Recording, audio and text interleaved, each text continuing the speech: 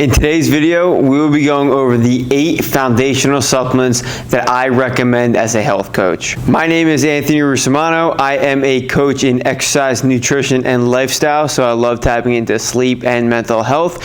My goal is to provide you guys free education from the resources and the research I have searched through, as well as my personal experience from my own health journey, but as well as the experience I gained from coaching clients. Because this information is free, if you would like to support me in any way, I would love for you to, number 1, subscribe to my channel. That would be amazing. And number 2, follow me on all social medias, Instagram at Anthony Russomanno, Facebook, you can join my free private Facebook group in the link below, and as well as I'm on TikTok. So before diving into any of the 8 foundational supplements that we touch on today, I first need to challenge you with getting on your own health journey. And that starts with nutrition. That starts with exercise. That starts with sleep, mental health. There are many aspects of health that you can first start with in order to get the benefits there, and then supplementation will come into play. The supplement industry does not have to be regulated by the FDA. What this means is that if you go into your grocery store, on every single food item that you purchase, unless it might be over-the-counter meats, there is a nutrition label. And the reason that there is a nutrition label is because foods are required to have one in order to be sold on the market. However, what you will notice is on a supplement, it is called a supplement label, right? So you have your nutrition facts for food, and then you have your supplement facts for supplements. These are different for a reason, and that is because supplements do not have to be regulated. What that means is I can go into my garage, put a concoction of powders together, and sell it on the market for whatever I would like. I can promote it as whatever I would like. I can put whatever I would like on the supplement label. It does not have to be checked. Now, what that means is when you are purchasing supplements, you have to be very careful. You have to get it from a trusted source. You have to get it from a brand that you know and trust and believe in their values.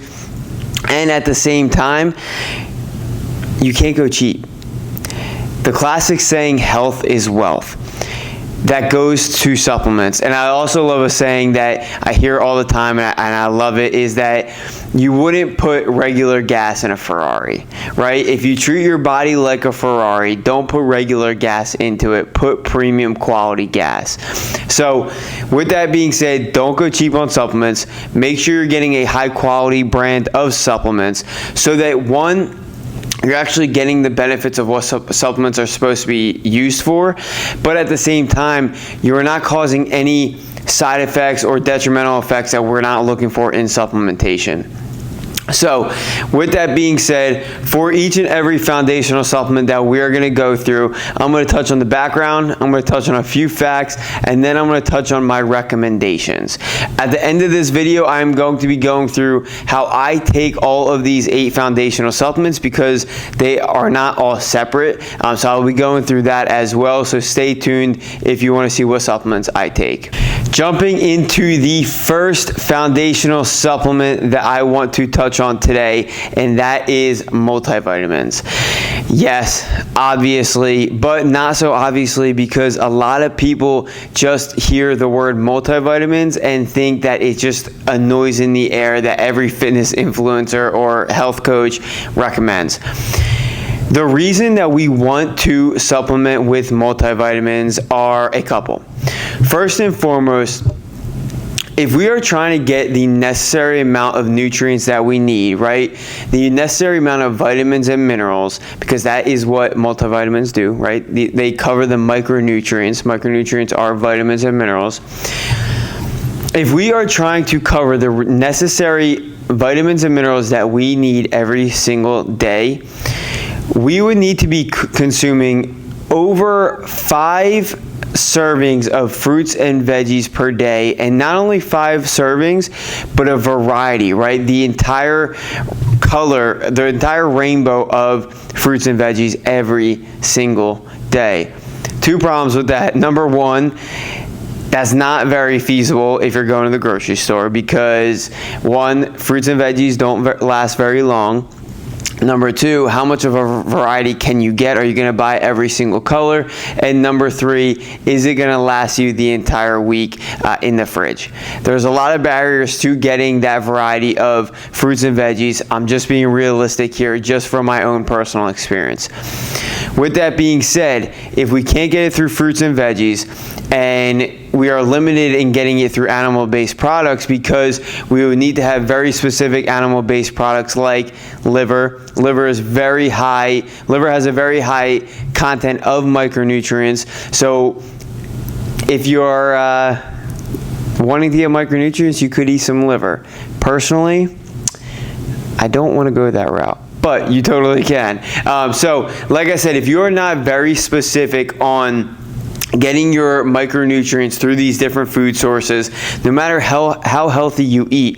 I personally would say I'm a very healthy eater, and I still am not able to get the variety, the abundance of micronutrients that we need every single day. So I supplement with a multivitamin. Unfortunately, 92% of the population is deficient in one or more micronutrients.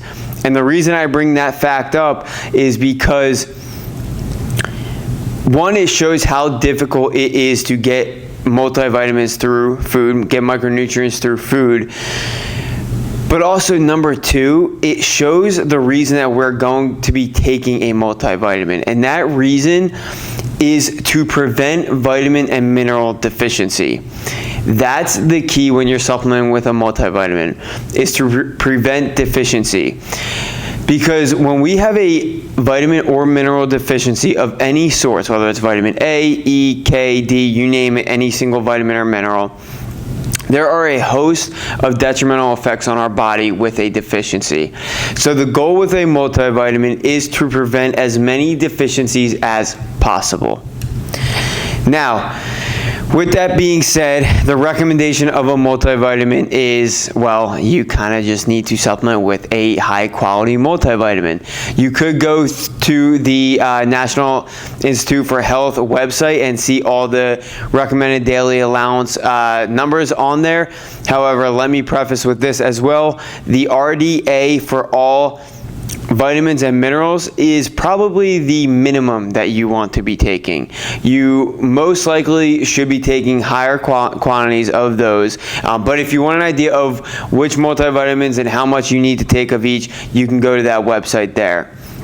With all the other supplements that we go through, there will be a specific recommendation. However, multivitamins, since there are so many vitamins and minerals, it is just generally the recommendation is to get a high quality source of a multivitamin. So, jumping into number 2, foundational health number 2, this branches off our micronutrient talk, and that is about vitamin D. Vitamin D might and most likely be the most important nutrient on this earth. It has a host of positive effects if we are getting the necessary levels, but like I said, with micronutrients, the key is preventing deficiencies. And vitamin D might have the most detrimental deficiency symptoms of all the nutrients that we could have. Vitamin D is very important for mainly bone health and immunity. Focusing on both of those, immunity and bone health relate to all-cause mortality in a host of studies. When we're talking about bone health, first and foremost, and we will touch on this when we get into the collagen conversation as well, I'll just give you a little hint on another one of the foundational supplements. But when we're talking about bone health, we peak in bone mineral density. That is the density of our bones, the mass of our bones. We peak in bone mineral density at around 30 to 40 years of age. After that point, after that time that we peak in bone mineral density, it is a steady decline, right? And there's a bunch of lifestyle factors that go into how quickly it declines, and to preventing the decline, like your lifestyle, including fitness, nutrition, you name it, all of those things, sleep. But however, it will decline. We cannot increase our bone mineral density, unfortunately. So the goal here is to prevent that decline. A deficiency in vitamin D will drop that decline drastically, which is going to relate to all-cause mortality. So that's first and foremost. Second thing I mentioned was immunity. A vitamin D deficiency is going to wreck your immune system, and as you may know and are very aware, our immune system is everything. Whether we want to talk acutely for your common cold or we want to talk chronically for diseases, we need our immunity to be in top-notch shape. So with those two things, immunity and bone health, that both relate to all-cause mortality, this is why preventing a vitamin D deficiency is so important.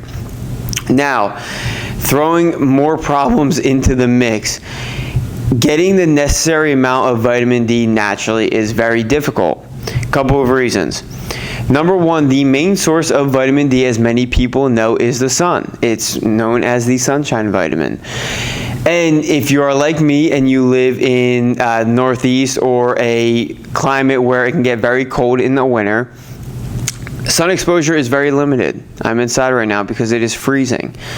And with that being said, the less sun exposure we are getting, the less vitamin D we are exposing ourselves to. If you want to get the necessary amount of sun exposure for the vitamin D levels that you need on a daily basis in the winter, you would be needing to stand outside for a very long time. That is because the UV index is less, and that therefore the less of the UV index, the more exposure you need to the sun. So with that being said, one, it makes it very hard depending on these seasons. Now, even if it is summertime where you live in a climate where it is always very sunny and the UV index is high, you still need a fair amount of vitamin D sun exposure in order to get the levels that you need.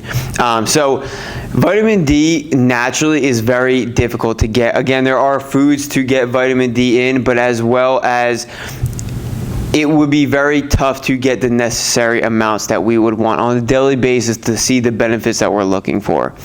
Hence why so many people are deficient in vitamin D. So with that being said, the recommendation, the RDA, which like I mentioned before, is probably the limited amount or the minimum amount that you want to get, is 600 IUs.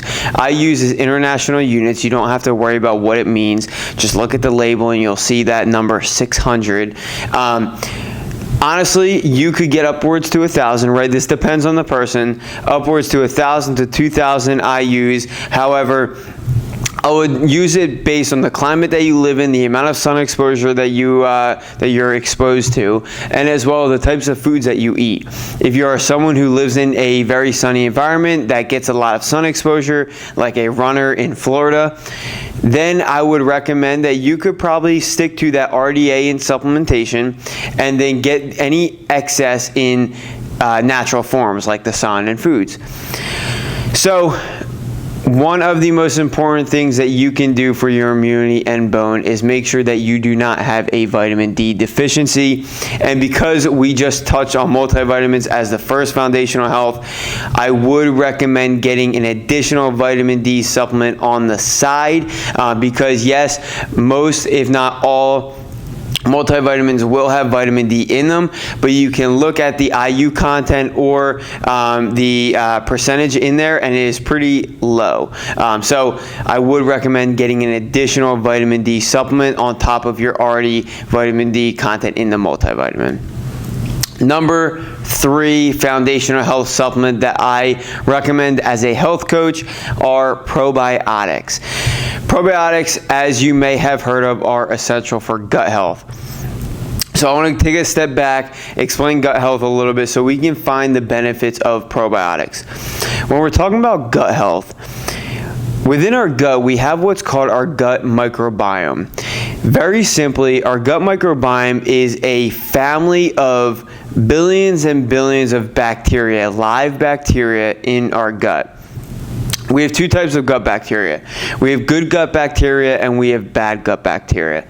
Keeping it very simple, we want to feed the good gut bacteria and we want to kill the bad bacteria, right?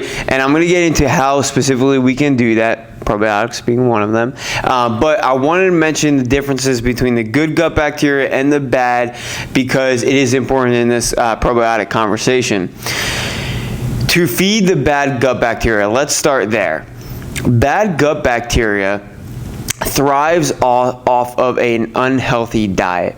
When you eat a lot of fast foods and processed foods, and I mean ultra processed foods like you would see in the center aisle of a grocery store, your chips, all those kind of snacks, candies, this feeds our bad gut bacteria.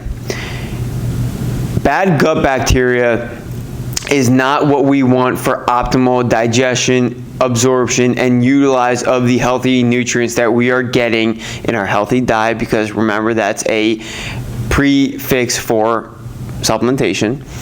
So in order to promote bad gut bacteria, you would need to be eating a lot of unhealthy food. You would need to be living a sedentary lifestyle, so not getting much activity. You need to be doing the bad things that unfortunately most Americans do in order to promote bad gut bacteria. However, to promote good gut bacteria, there's many things that we can do. I'm going to touch on probiotics last because that is one of them. But in order to promote good gut bacteria naturally, which will lead to good digestion, good absorption, and good utilization of all the nutrients that we are getting in, there are a few natural ways we can do this. Probiotic-rich foods are those.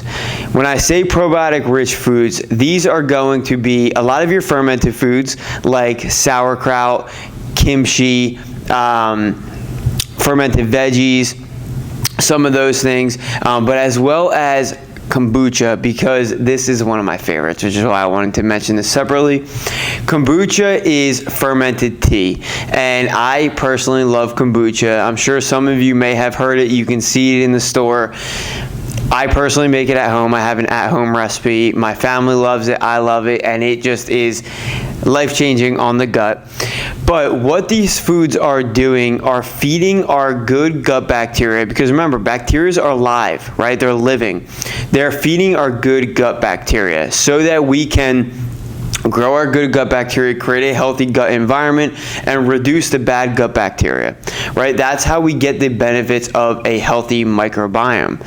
Now, with that being said, there are a host of effects other than I mentioned absorption, digestion, and utilization of nutrients. However, in many studies, they have related the significance of a healthy gut to our immunity, to not only our immunity, but also our mental health as well. Our gut microbiome is the central point. If you wanted to think of two cores of the human body, I would personally argue it's our brain and it's our gut microbiome. Those two things control so much of our body that it is that important to prioritize both of those. So the way you prioritize your brain, I want you to prioritize the gut microbiome as well. Bringing in probiotics as supplementation. So yes, you can get the necessary amount of probiotics through those whole foods. However, I understand that not many people are fond of kimchi, sauerkraut, raw Greek yogurt is one that I forgot to mention, kombucha. These are very unique food items that have a very unique taste. If you can get to enjoying them, I would highly recommend. That would be awesome. However, I do understand if that's not your cup of tea. Pun, because kombucha is tea. Anyway, so if that is not your recommended or what you want to do to get probiotics, you can get this in supplementally. Now, there are what's called strains of probiotics. Strains of probiotics are different types of strains that come from different sources of these foods, of these supplements. And from what I've seen in research, the most resilient and best strain of a probiotic is called Lactobacillus acidophilus. It is honestly one of my favorite words to say, Lactobacillus acidophilus. It sounds like a dinosaur. But this is one of the best strains of probiotics that you can get for your gut bacteria. So if you're looking at a probiotic supplement, I would highly recommend to make sure that strain of probiotic is in that supplement. In terms of recommendations for dosage, so the unit for probiotics is CFUs, colony forming units. Again, you don't need to know what CFU means, but understand that it is in the unit of billions. And there is no specific recommendation for the amount of CFUs that we want to get in per day. But again, from what I've seen through the benefits and from the research that I've been looking at, 10 billion CFUs is a good number to shoot for across the board. So whether it's through supplementation or foods, try to strive for 10 billion CFUs in a probiotic. Moving on to number 4, and that is fish oil or omega-3s. Omega-3s are absolutely essential for the human body. There's a few routes that I want to go to really explain why omega-3s are beneficial, but to keep it very simple, omega-3s are anti-inflammatory. Now, I'm sure you could assume the benefits of having less inflammation in the body. However, I want to put an emphasis on this because not many people know this, but a lot of our foods today, the processed and the packaged and the fast food and the ultra processed food, many of those foods are pro-inflammatory foods. They're causing our bodies to be in an inflammatory state, right? The sugars are a big key driver in there. The processed oils, the unhealthy fats are a key driver in there. And then the combination of both, not great. So the key with fish oil and omega-3s that I want you to remember from the start is that it is an anti-inflammatory. Now, diving a little bit more specific of why omega-3s are so important from that inflammation standpoint is because, like I mentioned, the American diet is very rich in unhealthy foods. So what that means is a lot of Americans are getting much more omega-6s than omega-3s. This is the key here. We're going to be focusing on what's called the omega-6 to omega-3 ratio. Omega-6s are pro-inflammatory. Omega-3s are anti-inflammatory, right? So you can see this ratio, how we have a pro-inflammatory omega-6, an anti-inflammatory omega-3, and any alteration in that ratio can alter the state of our body, whether that's going to be pro-inflammatory or anti-inflammatory. Like I mentioned, a lot of the unhealthy foods in our diet today are omega-6 rich. This is the key when it comes to supplementing with omega-3s. And I'm going to go through the natural sources of omega-3s in a little bit, but I really want to hone this down. In order to have an optimal balance of omega-6 to omega-3s, we need a 2-to-1 omega-6 to omega-3 or a 1-to-1 omega-6 to omega-3 ratio. The average American has a 20-to-1 omega-6 to omega-3 ratio.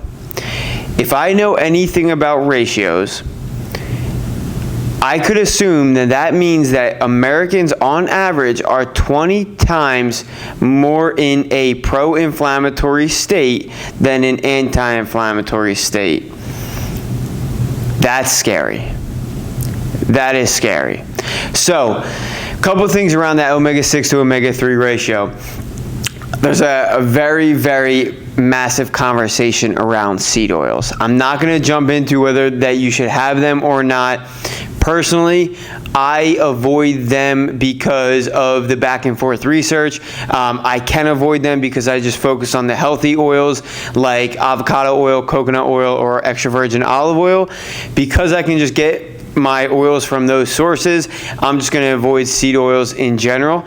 However, the key that I want to mention about seed oils regarding fish oil and the omega-6 to omega-3 ratio is that seed oils are very high in omega-6s.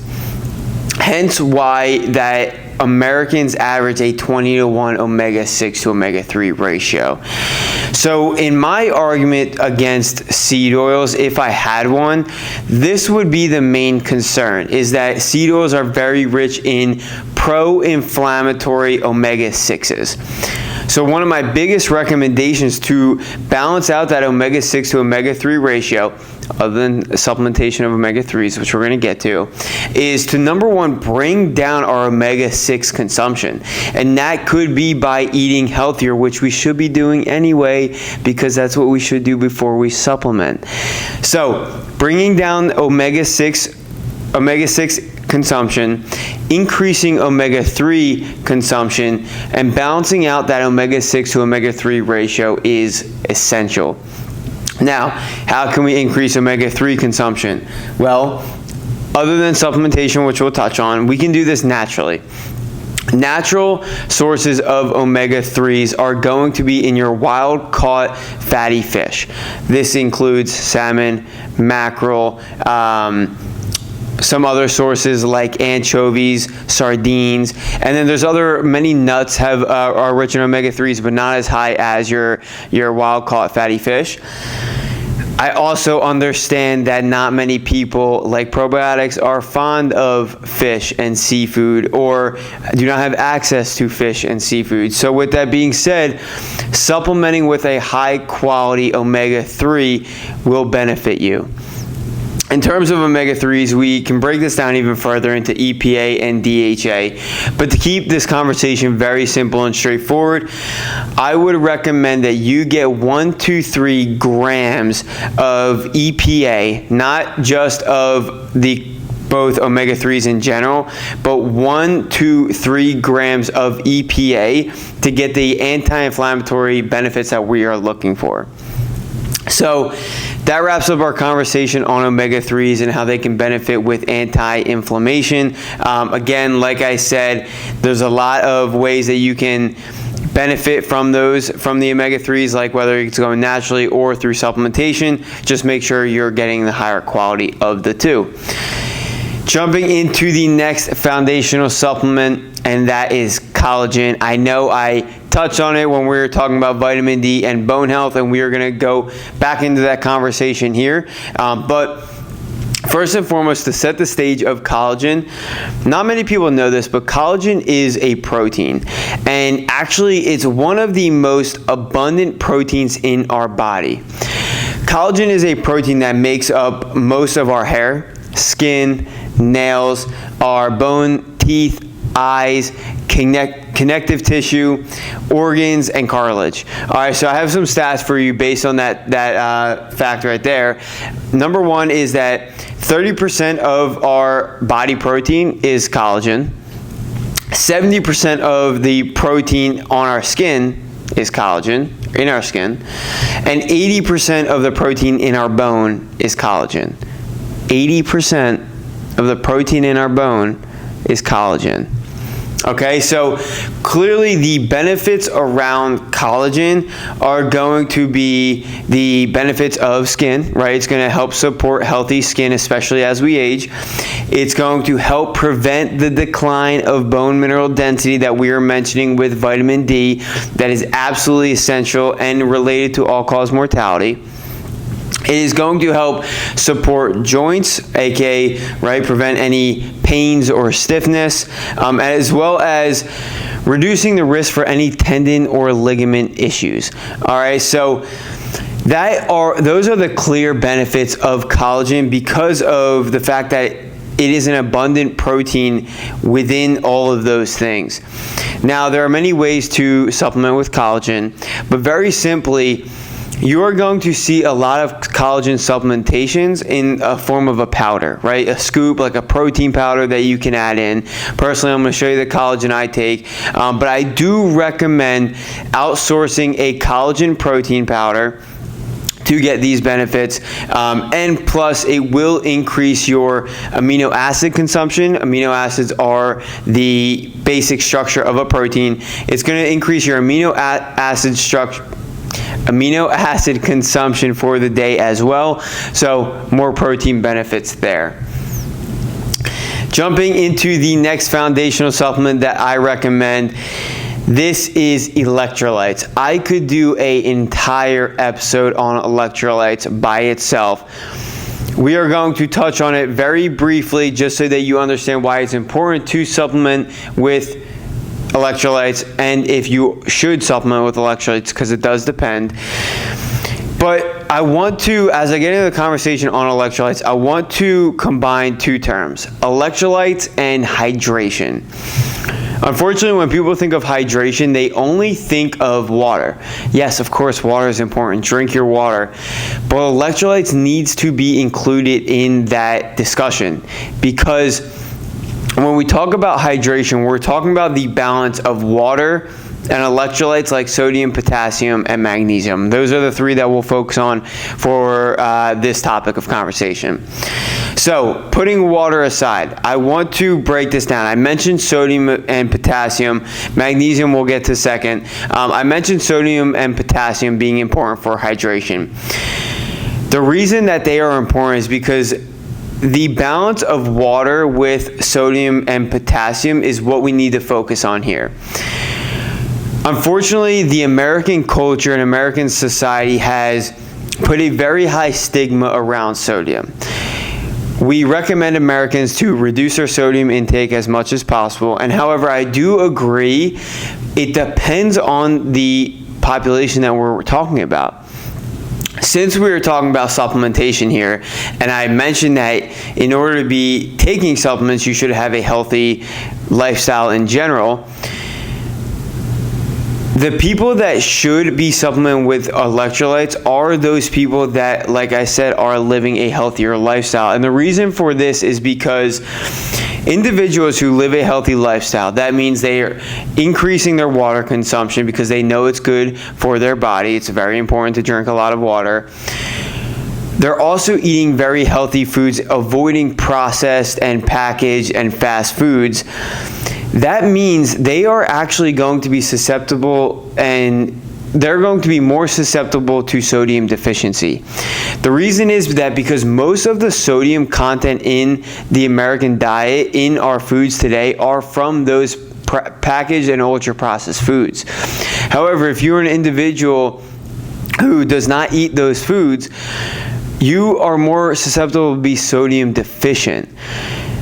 And what happens with a sodium deficiency and a high water intake is that balance that we were talking about before between water and sodium/potassium is off balance, right? And that could lead to dehydration even if you are getting enough water in. Remember, hydration is more than just water. So dehydration can be affected by a deficiency in sodium.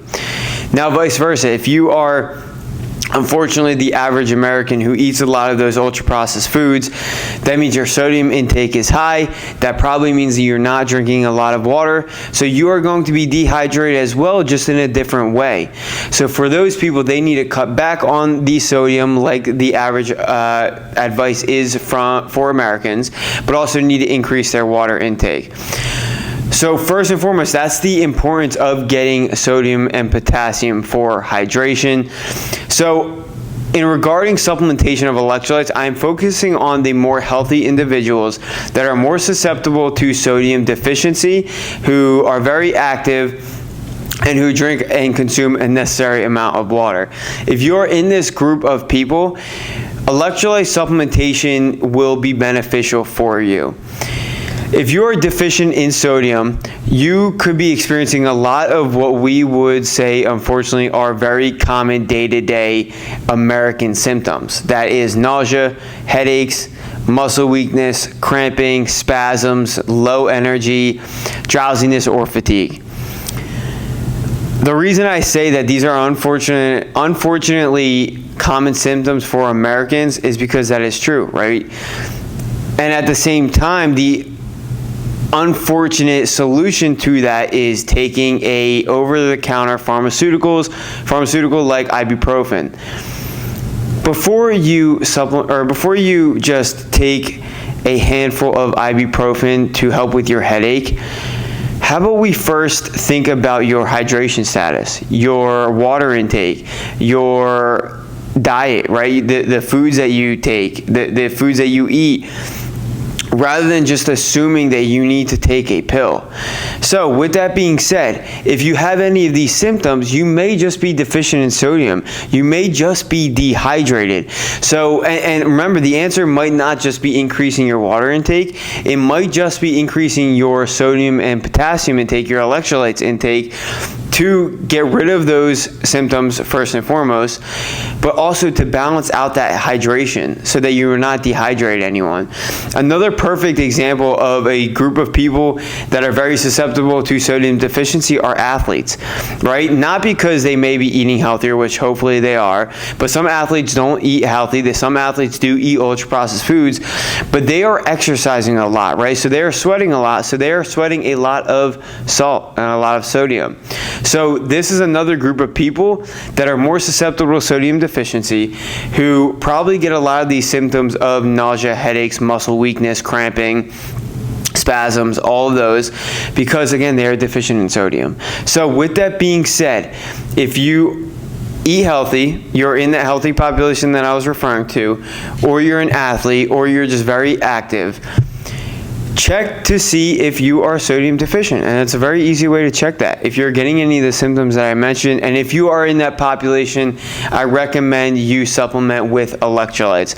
There are many electrolyte supplements out there that I will get into, the ones that I take personally, but the common recommendation, and again, is very depending in regards to how much electrolytes, how much sodium, how much potassium you should be getting, because it depends on what level of health you're at and what group that you are in, whether you're a very high endurance athlete or a very highly active athlete, or just your regular, very healthy, you're very healthy American.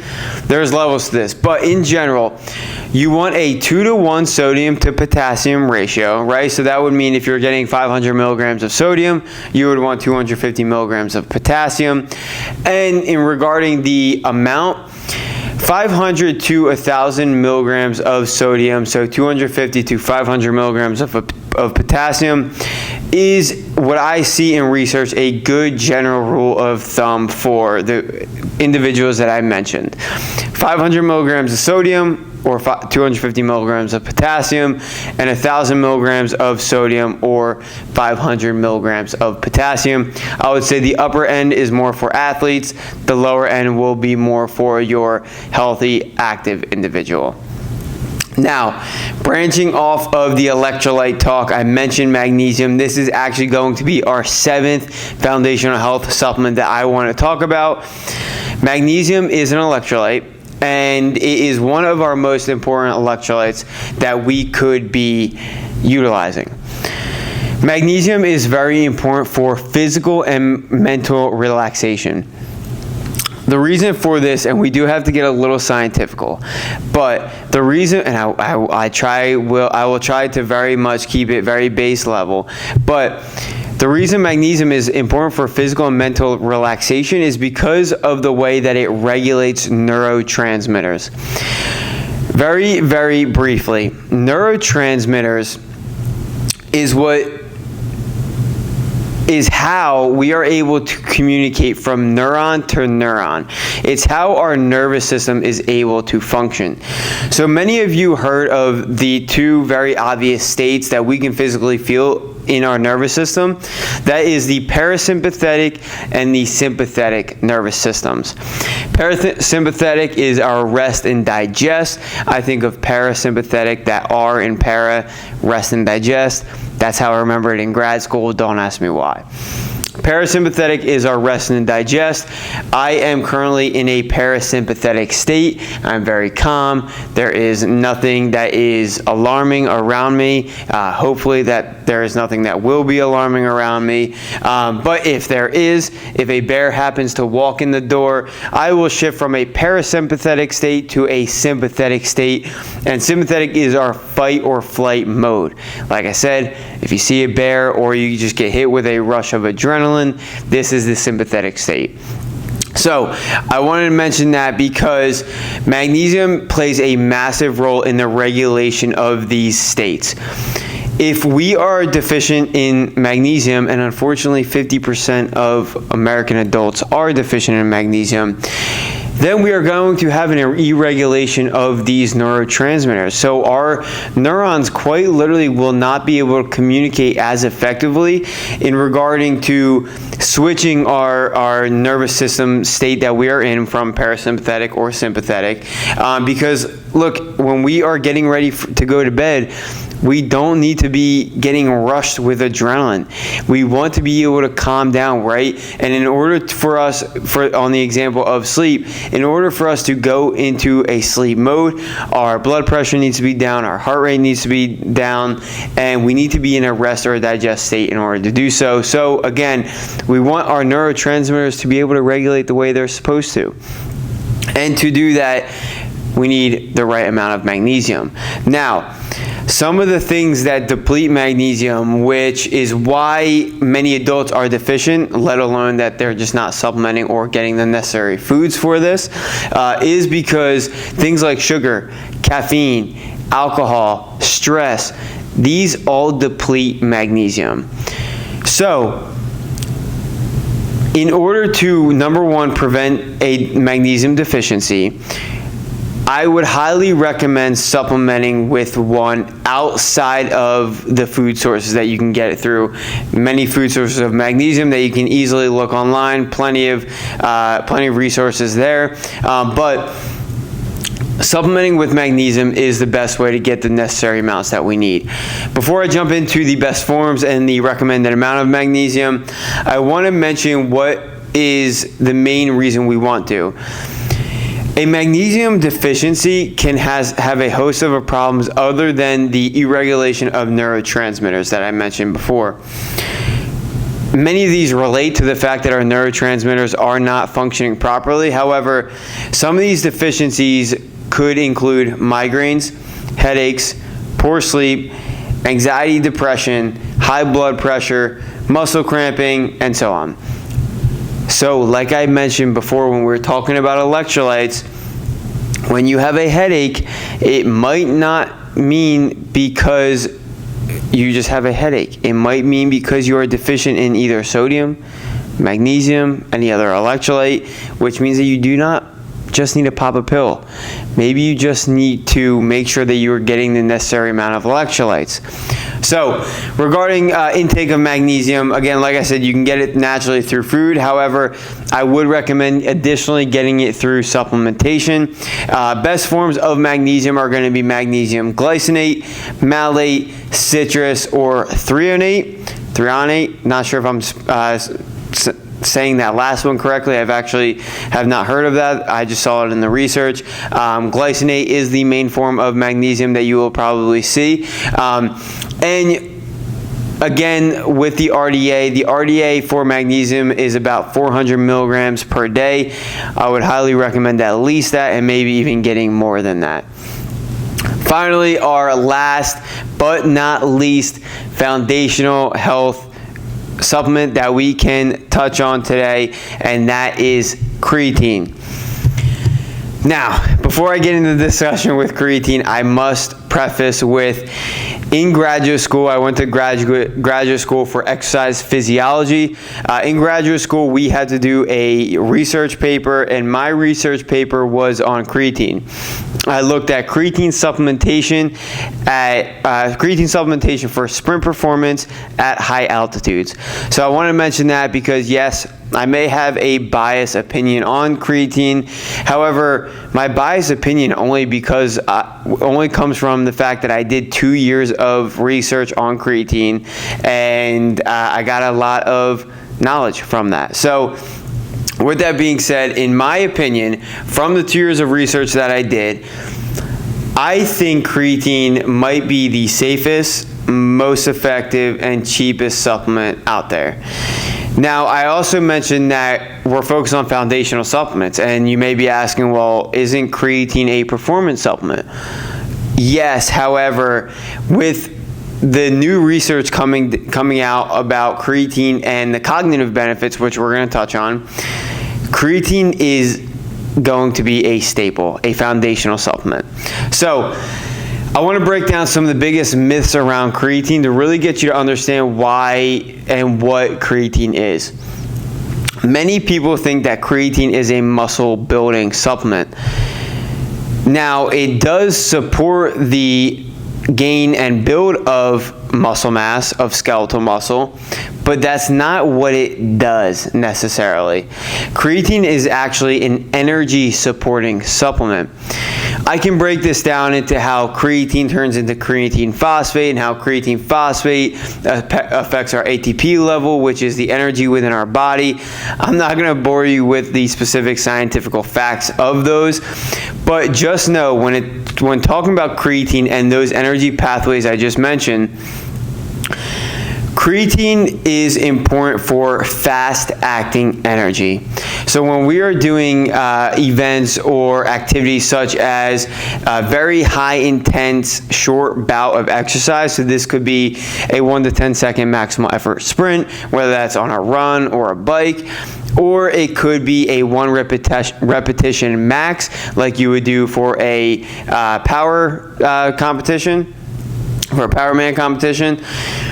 This is where creatine is going to come into play because it is our fastest acting source of energy. So the goal with creatine supplementation is to increase our natural creatine stores. Now, we can increase our natural creatine stores through food, right? You can get creatine in animal-based products like animal meats, hence why creatine is stored in the muscle, right? We're getting creatine from animal products because animals store creatine in the muscle as well, just like we do. We can get creatine from animal-based products. However, with creatine supplementation, we can get a consistent and steady increased storage. Okay, and the reason we want to increase the storage of creatine is because creatine is constantly getting utilized and stored, and it's constant. Let me keep it simple with. It's constantly turning over, okay? We're constantly using and storing creatine, whether it's in creatine phosphate or getting utilized for ATP. So, very simply, increasing our storage of creatine is where we're going to get the benefits of creatine. So, like I mentioned with the 1 to 10 second sprint, where creatine is going to have its effect is in the subsequent sets of that high intense short bout activity. The reason is because when you do that 1 to 10 second maximal effort sprint, you are going to deplete your creatine stores. Specifically creatine phosphate. When you deplete creatine phosphate, we need to replenish those stores. And the higher storage that we have, the higher amount of creatine we have in our body, the better ability we have and the higher ability that we have in order to replenish that creatine for that subsequent bout of exercise. So set 2, 3, 4, 5, however many sets of 1 to 10 second sprints you are doing, that is where creatine supplementation is going to come into play. Okay, so sorry, I really tried to make that very basic, but it wouldn't be doing creatine justice if I didn't get into some of the scientific facts around that. So with that being said, the reason I mentioned that is one of the safest is because it is one of the most researched supplements. And from all the research, the main and only side effect of creatine supplementation is water retention. And that's not a negative. That water that is getting retained with creatine supplementation is mostly getting retained in the muscle. However, it is getting retained in the body as well. But it is just drawing water towards the muscle. And that is because, and that is why people gain a lot of muscle on creatine, right? Their muscles are more hydrated, number one, but mainly because they're able to, in the subsequent sets of exercise, in whatever exercise they are doing, they're able to produce a higher output, right? You're able to do that 1 rep max again, or that 2 to 3 reps again in the second set, in the third set, right? So you're able to produce a higher load on the muscle. And that's why we tend to gain a lot of muscle with creatine, alongside of the fact that it does retain a lot of water. So that is why creatine is one of the safest as well, because of the minimal side effects. Touching on creatine for its cognitive benefits, very simply, a lot of the research is coming out how creatine is very important for improving memory and also preventing sleep deprivation. Those are two. And that is because it is shown that creatine, just like I said, is an energy supporting supplement for our muscles, is also an energy supporting supplement for our brain, and our brain can utilize creatine as a source of fuel as well. So with that being said, creatine is not our least important of the 8. It is also very important.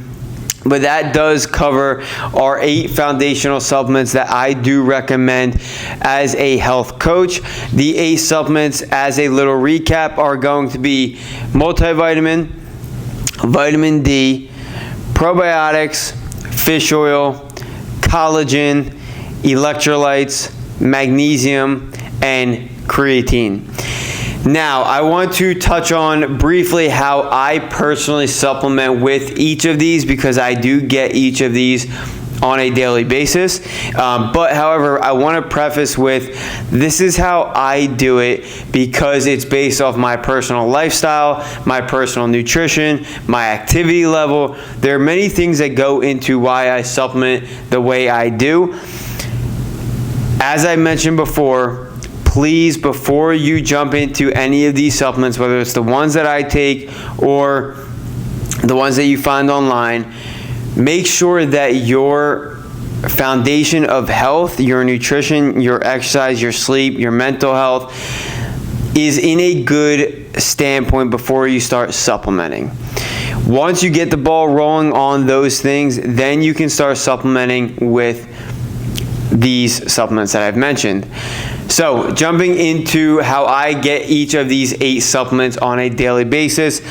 Number 1, I'm going to combine a few multivitamin, probiotics, and fish oil are the ones I'm going to combine for right now, because I get those all in one.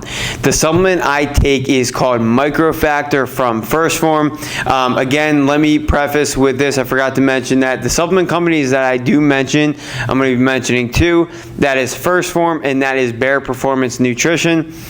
These are 2 supplement companies that I have known to love and support and trust, and I believe in their values as a brand.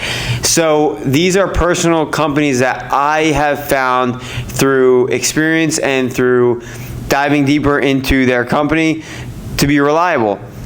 There are many, many, many other supplement companies like these ones that I'm mentioning that I take, so please do your own research. However, these are some companies that I have found that are very good for me.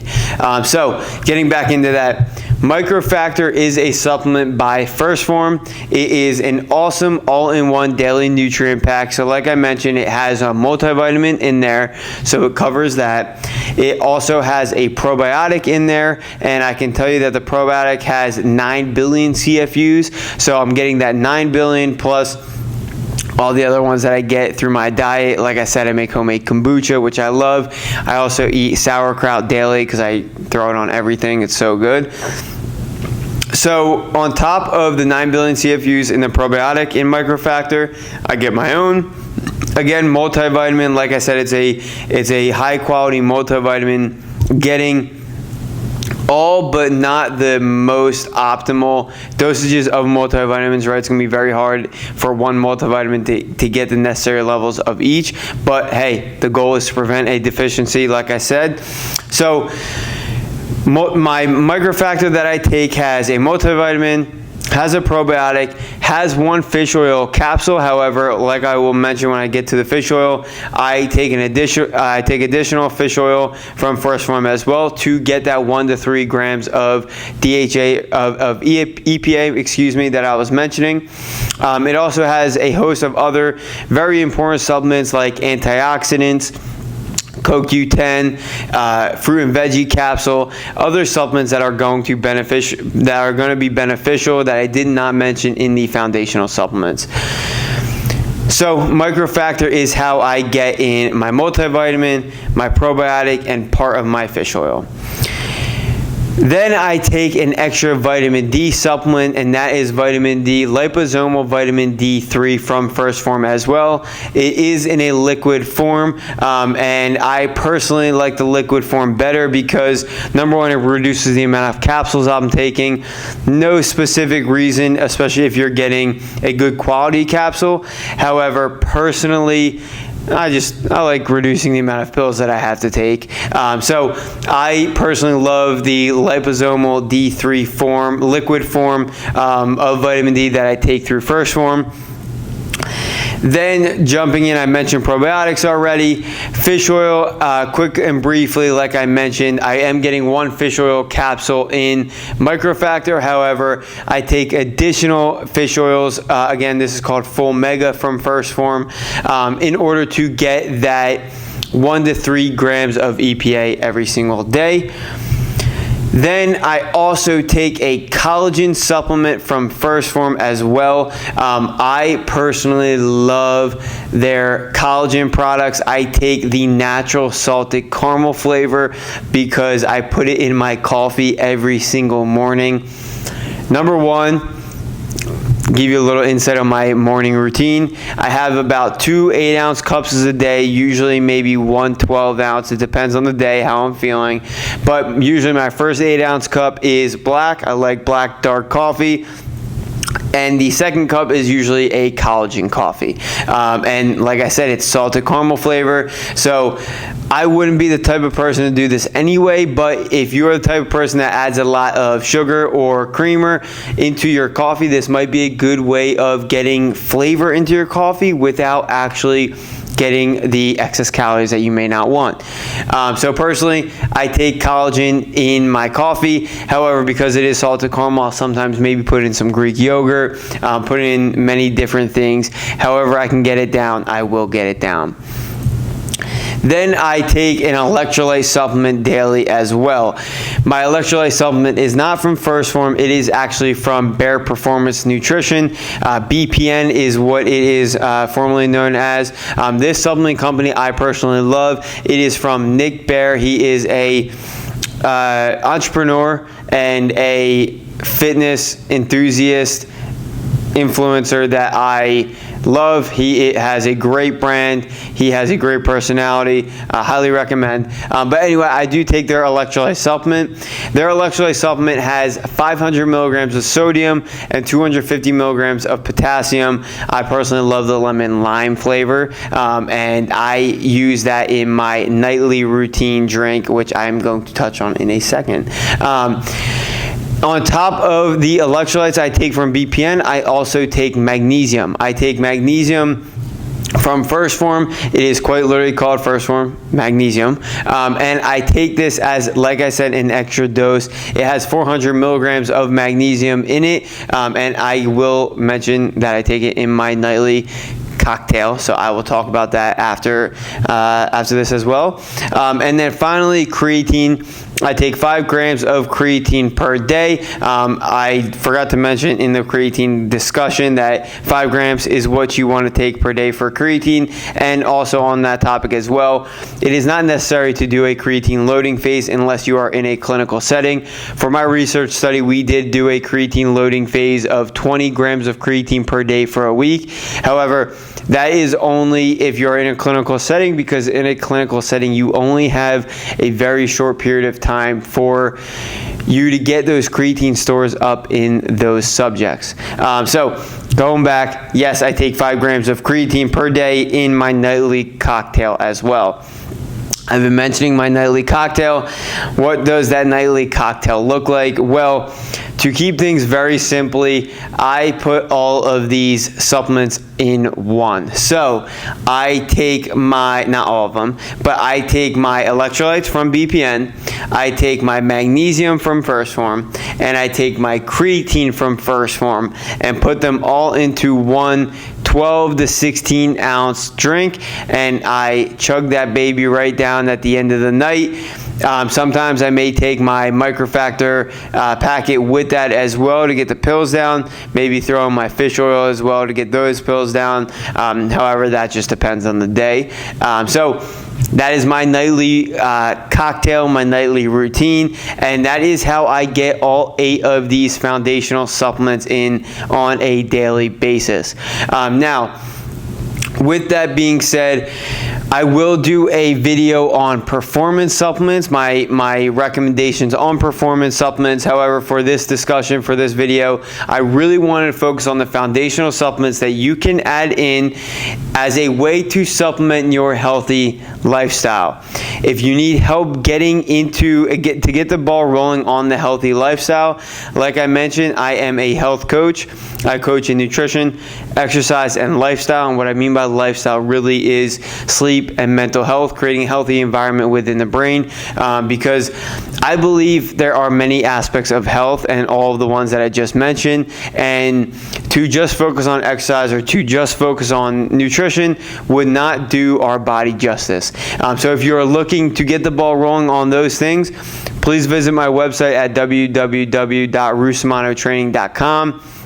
I mentioned previously as well, my goal is to provide you guys with free content because my goal as a health coach is to help as many people as possible. And by providing this free content based on my research and personal experience, I believe I can help more people. So, because it is free, if you are willing to support me and support all the content that I am giving, I would love for you to, number one, subscribe to my channel. That would benefit me very much, as well as follow me on social media, on Instagram, on TikTok, on Facebook. I mentioned I do have a private Facebook group that you can join for free. You do not have to be on my program to join. If you want to just get your foot in the door, that is a great way in doing so.